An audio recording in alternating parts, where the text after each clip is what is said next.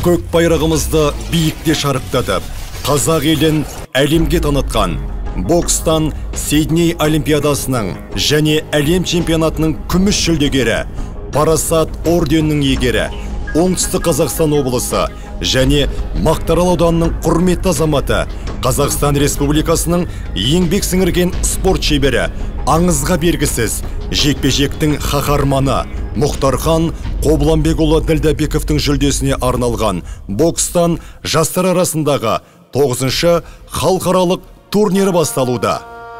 Қазақ боксы күн санап дамып келеді. Еліміздің номер 1 спорт түріне де айналғаны шындық.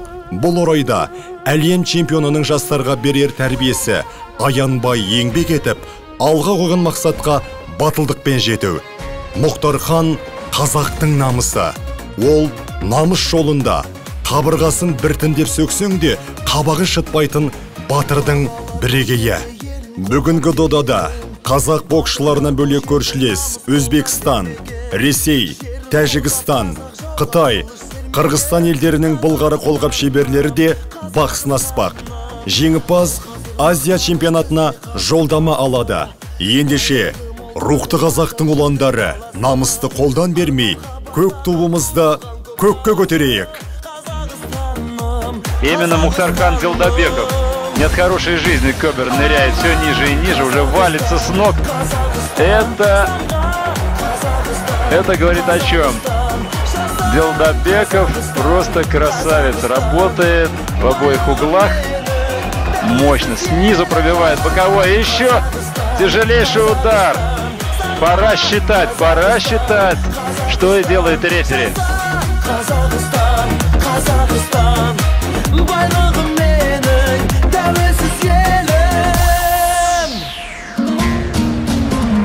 Баршаға танылу olan байтақ жерім бар, егемен тәуелсіз қазыналы елім бар. Ашық көк аспаным, асқарлы тау көлім бар.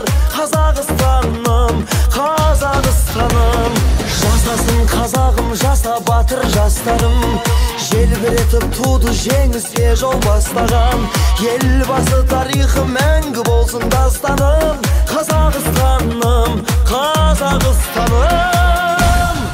Олимпиаданың несінде ауылында бар жігіттер отыр ғой, ол кезде бізге сезілмейді да.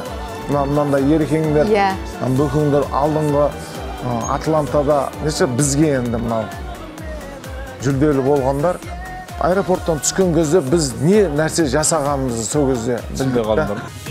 Жарыс Түркістан облысының жер жәннаты саналатын таудың баурайында орналасқан Алматау тау курортында өтуде. Ақтық ойындар 25 маусым күніне жоспарланған.